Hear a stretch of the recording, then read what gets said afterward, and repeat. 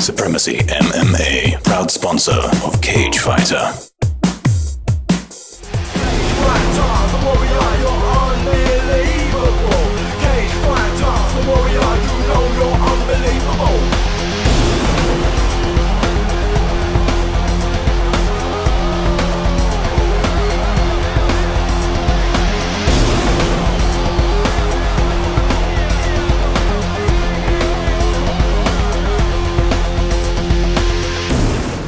Welcome to Cage Fighter, the sport of the future. But I'm not alone. I've got my leather-wearing jacket mate, Grant Waterman. Grant, it's 100 degrees outside. What's wrong with you? Well, you know, I still feel pretty cool. Right, listen, I said to you, go and get me a champion. Who have you got? Well, we keep talking to people who we think are going to be champions, Dave. And like you say, you said go and get somebody who is one.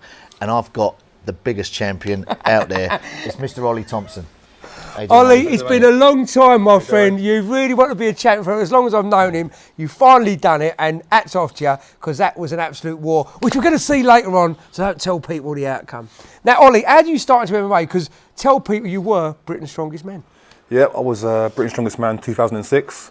I had a year out in 2007 with a torn bicep, we got here. Oh. Come back in 2008, went to World's Strongest Man, had enough of it, came back from West Virginia and thought, you know what, I want to do some MMA. And that was it. I want to do some MMA. What was it like with the cardio at first? Because being someone as big as you, that must have been a big factor at first. Yeah, I mean, I'm a lot lighter now than I was then. My first few fights and that, my cardio was not great. No, luckily I got a quick finish, which is what I'm looking for, you know. But it's come a long way now, and I'm pretty comfortable for the duration now. Well, you know what I said? When I saw you and Ben fighting, it was like having two lightweights. Because I was really worried, you get two big guys going to lay on each other, but there was flying knees, jumping punches, you name it, you two put it on the line. It's worth just going back, though, for anyone who didn't know Ollie when he was a strong man. Yeah. He was 146 kilos. 46. So he's lost, what have you lost? 4 stone to date. You've probably found your ideal weight now as a heavyweight. Yeah, I mean, I think I sit around sort of 116 now. Yeah, which is a nice, comfortable weight for me. Yeah. His cardio, like, I think you know your cardio in your early fights. It was an issue, whether it was a problem because you were still beating people up. But when you fought Ben for the title, cardio-wise, like you say, Dave, they were at it like animals. Yeah. And when you're that size anyway, you're going to gas to a certain level, aren't you? Because your muscles are so big, you're working so hard.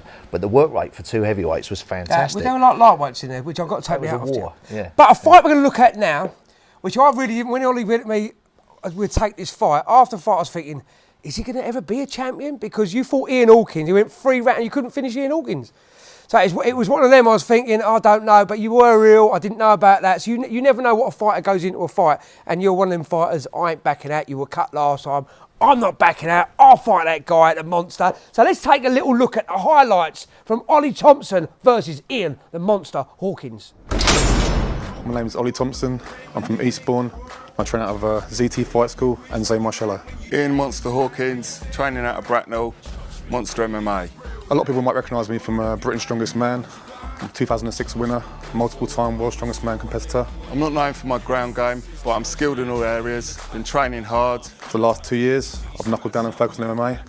And tonight, I'm going to show you Ian Hawkins what I'm all about. So here we go, the first of potentially 3, but there's a good chance it won't go that far. We're going to find out right now.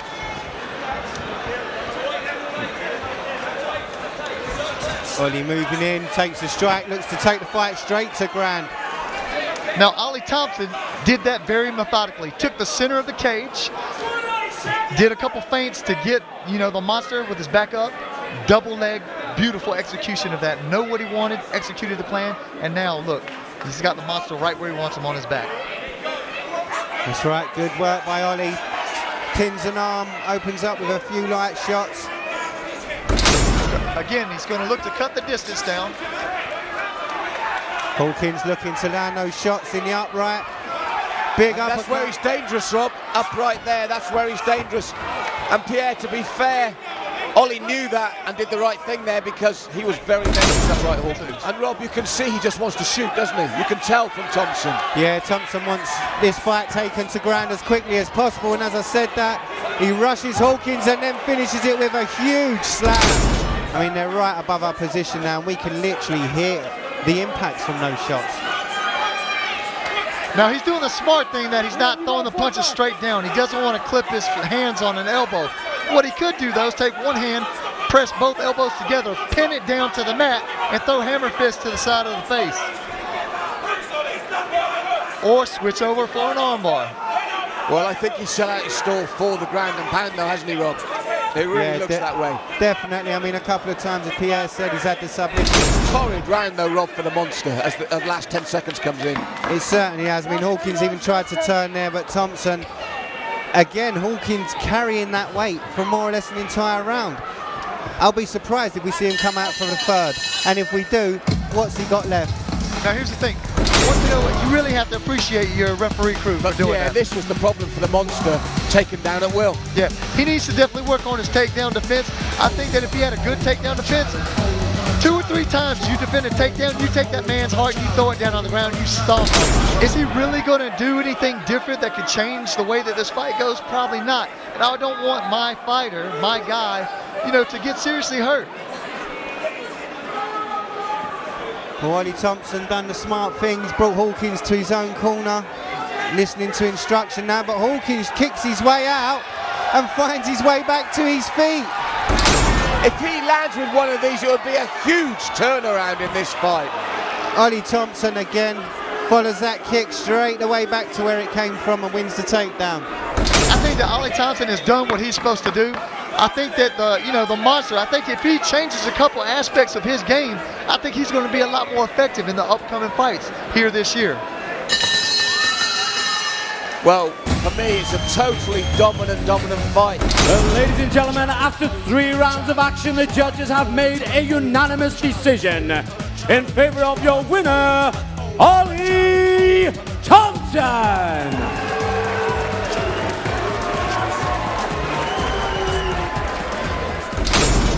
And it just goes to show you, you're a ground and a pound, but he's a hard guy to finish, isn't he?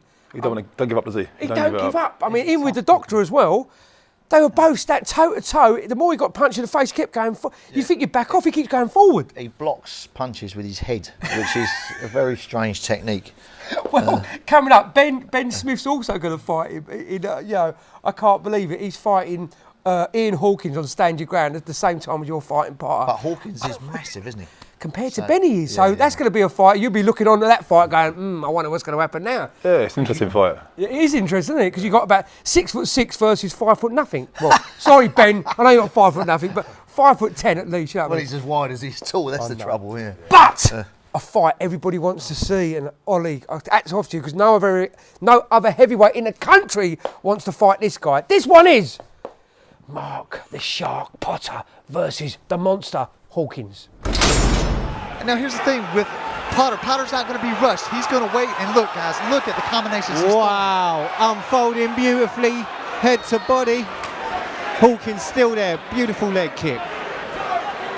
Now, picking up what you said, Pierre, if you're not going to take it to ground, you must test the legs of a boxer as well. And he is trying that. Beautiful shots by Potter to the body again. Hawkins slowly drops to the ground. Beautiful work by Mark Potter, an illegal kick there. That may have cost him the bout. That may have cost him the bout right there, is that illegal kick. We'll see what the judges say and what the ref has to say. I think he got a bit overexcited, a bit overzealous, then foot came up, head it's kick. All over. I think you're right, it's all over. It's such a shame, but it's done. I think they're calling the DQ. Rob, it's such a shame because these body shots were sickening. I'm a big fan of body shots and they were absolutely sweet. One to the right, delivered beautifully there. That starts it off and you can see, beautiful again, the second one, and it's this one. The one that comes from the left hand there. That's the finisher. The fight. He doesn't need this, it's over now. Ka-ching! Now, I don't know if that's allowed in MMA, we know it's not.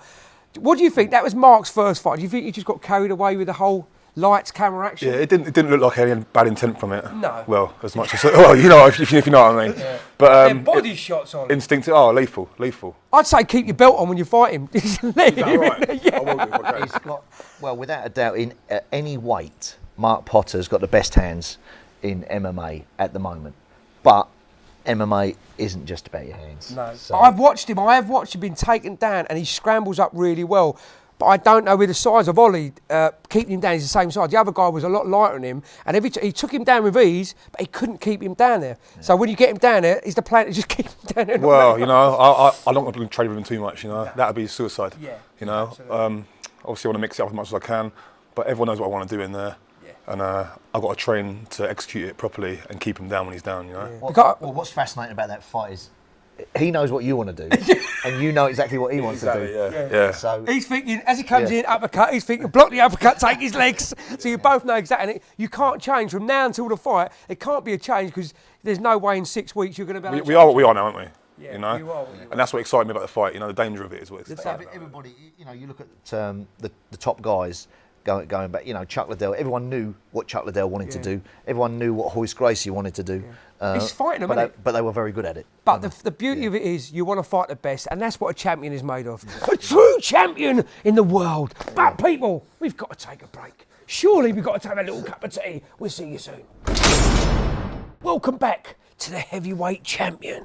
Oh, I feel like I mean, do you know what I said to you early on driving down here? If there's a film coming out called Hercules, you've got to go for it because you'll be perfect. Look at him. So all you people out there making films, I've got the guy for you. Rattling bones and rattling chains, whatever. We are in the presence of greatness, Dave. Normally at this point, we'd go off and find out what Ian Freeman has to say about our resident guest. But what we done was we got Grant to review Ian Freeman.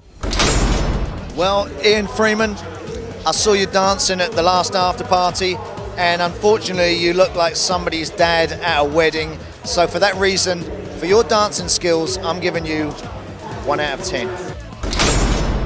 Let me tell you, Grant, Ian is not going to be happy with you reviewing him like that. I think I might be in for a little backhander, Dave. But with that, we've talked about the great Ben Smith fight. I think you should sit back now and relax and enjoy this one. This is Big Bad Ben Smith versus Ollie.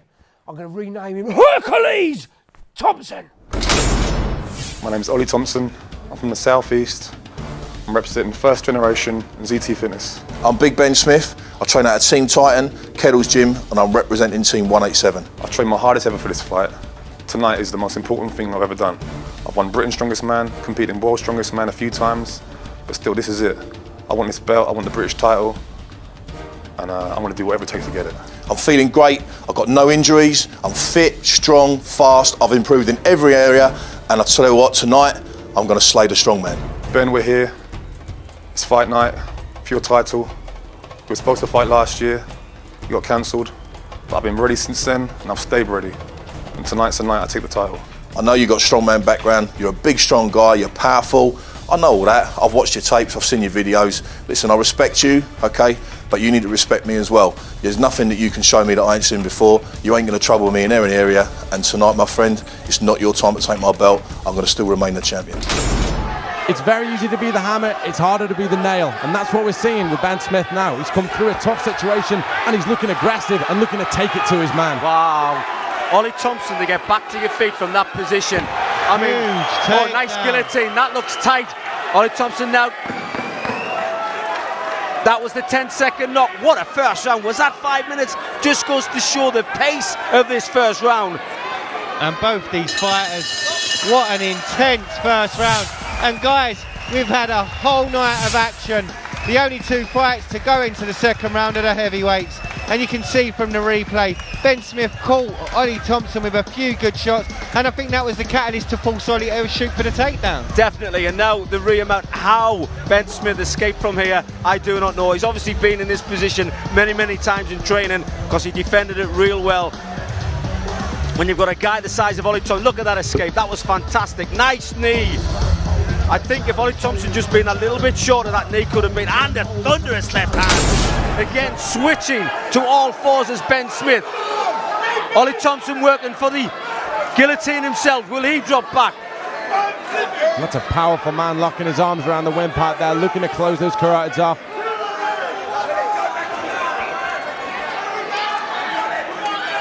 Ben Smith never stopping, coming forward, driving forward, maybe looking for that takedown. He's got a single himself, but what a reversal from Thompson there. Saw the takedown was coming and rotated round his man. I mean, These aren't transitions we see, gentlemen, in heavyweight fights. That's right, Thompson again with a back. Doesn't even bubble the hooks. The choke looks as though it's set. It's tapped. He taps. It's all over. Ollie Thompson is now is the your new new heavyweight champion. MMA champion, Rob. We call it. What a war. Wow, unbelievable. Thompson locked in, didn't get the hooks in because he felt the choke was nice and tight. We usually say position before submission, but in this case he had that submission locked on and left his man with no choice but to tap. And what a night. I mean, what a way to end the night, guys, with an absolute heavyweight war. Ladies and gentlemen, we have a winner. Referee Grant Waterman calls a stop to this contest in the second round, declaring your winner and new Ultimate Challenge heavyweight champion, Ollie Thompson! Amazing main event! Wow! Unbelievable! Let's have a quick interview, brother. Let's have a quick interview. Sorry to jump in here. Man, I was just, Ben flipped it on me a little bit. Yeah. Started throwing some bombs, man. He knows they were hitting me too, so he didn't stop.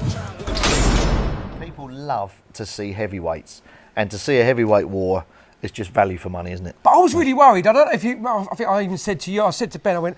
I hope it's not going to be both of you just laying on each other and not. But both of you proved to me you put them on the line again. Well, after the Ian Hawkins fight as well, I think you had a bit of a point to make to people. Dave gave you the opportunity for the title fight, but I, for one, was disappointed with the Ollie Thompson who fought Ian Hawkins because. Yeah, I can see what you're saying. I mean, just being honest. The Ian Hawkins fight came after my first loss, which was to Mr. Rob Broughton. Yeah.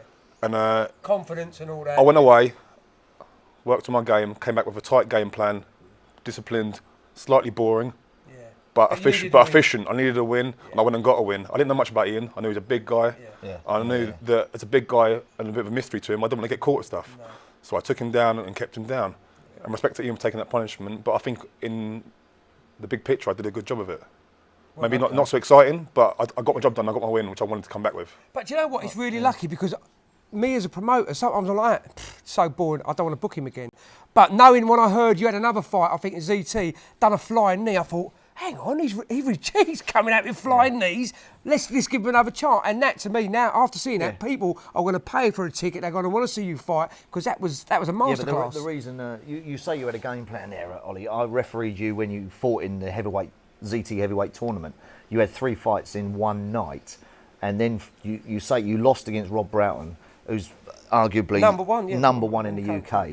Yeah. So I knew that your capabilities were much more than you showed at UC MMA. Yeah, I can appreciate that. It's not everyone's favourite fight. It's not my favourite fight. Yeah. It's Ian's favourite fight, actually. Funny enough. Of course it is. Yeah. You know, but also he loves that stuff. You know, and all respect to him for it. You know, he loves the wars, and it was certainly a war. It was certainly a war for him. Yeah, it wasn't a war for you. It was a war for him. But no, I'm happy to be sort of like giving people time to watch now as well. You know. That was more of a selfish. That was just for me, that fight. You know. Yeah. It's all part of the business plan, isn't it? But I'll tell you what, this part of fight, I can't wait. But people, calm down. Let's go behind the scenes again. I can't take much more of this, my little art. This is CJ interviewing Hussein Garabet after he's just won the UK1 title. So, what a fight. How are you feeling? Oh, I'm feeling great. I always knew that I had the abilities to go out there and win that belt. All I had to do was just listen to my corner. I knew my preparation for this fight was brilliant. I had done my conditioning with Club Combat, TRX training and everything. I was down Red Dragons with Julian, and them boys, they go hard, so I had to go hard back. Obviously, and we saw that tonight. I mean, you don't even look like you had a fight. It looked really easy for you in the cage. I mean, I had to stop and go, oh my God, what a fight. Well, I knew he was going to come out firing quick because he had a score to settle. Well, obviously, I beat him before MMA, so I knew he was going to come out quick. But where he had a lot of muscle in him, I knew he'd burn out really quickly, so I just waited for the time. As soon as I saw him tiring out a little bit, bang. I mean, what an animal. You got in the cage and you was like, I mean, you're living right now, right? Yeah, I'm living it. I'm living the Bandog dream at the moment, and there's only more to come from all the Bandogs players. I've brought this belt back home, and there's plenty more on the way down. Wow, you know, there's another gentleman now, come up from nowhere, and he really has proved himself time and time again. Every show you see him, he's fighting. Non-stop, fight. He loves to train, he loves to fight, and he's young, hungry, but that was UK 1. I want to see him more in MMA. MMA. Well, his first fight, he done a spinning guillotine, whatever it was called, anaconda choke. Yeah. I can't believe it. These young kids now, Ollie. I mean, they're 21, anaconda chokes, all this. You think, can't you just hit someone? What's happened to the old hitting? And where you learn to hit people is where? At the gym. At the gym. This is Mark Carlin's Gym of the Week. I've come down to Hillcrest ABC with my man Dave Selby. I am Mike, or he's known around here as Sir. Now, Dave, two things I want to talk about. Mark Potter, ex-boxer, phenomenal striking, took out Thomas, the biggest man in MMA in the world. One punch, walked over like a cold hard killer. Can you help me do that? And also, can you explain to everyone the problem with boxers, well, with MMA stance? What I've seen from MMA, and we do have a lot of lads come here that are into MMA, is the guard itself. With MMA, it's more square on, it's more square on for the kicking, and very open. And for boxing, that's just a big no-no. Yeah, you're going to get hit. Yeah, the conditioning, we send them off on runs, long runs for stamina, shorter runs for that explosive start that you need. In fact, he's just come back from a run. He looks absolutely knackered. The next thing, can you show me how to throw the perfect hook? Yeah, of course I can. We'll give it a go. Let's go sling some bombs. Perfect left hook. Orthodox boxer leads with the left hand. Nice body shape, right hand up at the face, left hand out in front. For the hook, you need to come over so your body weight comes back onto the back foot. So you lean back to give yourself the space to throw that shot. As you throw the shot, the weight comes up from the feet, through these big muscles in the legs, through your backside, into the bag. So it's almost working its way up, as such. From there,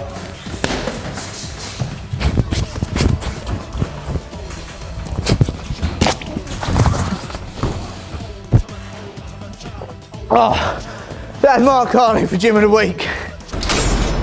Wow. Gym of the Week, always entertaining. You've got to love him. He's not running out of energy, is he? He's not. But if you want to see more Ollie Thompson, more gyms, more knockout. I love the knockout. UCMMA.com. He nearly forgot that piece, but don't you worry. Mr. Champ, it's been Hercules, it's been a pleasure. God love him. Look at the man. That is a real man. Anybody you'd like to say thanks to? Just all my teammates, everyone that helped me, everyone that supports me every time. And his wife, always at ringside. And my wife. God love her. Of course, I mean, she was number one. You told me earlier on. Goes without saying. From my old mate, Granite Grant Warman, from the heavyweight champ, we'll see you next time on Cage Fighter. Unbelievable. Cage Fighter. So warrior, you know you're unbelievable.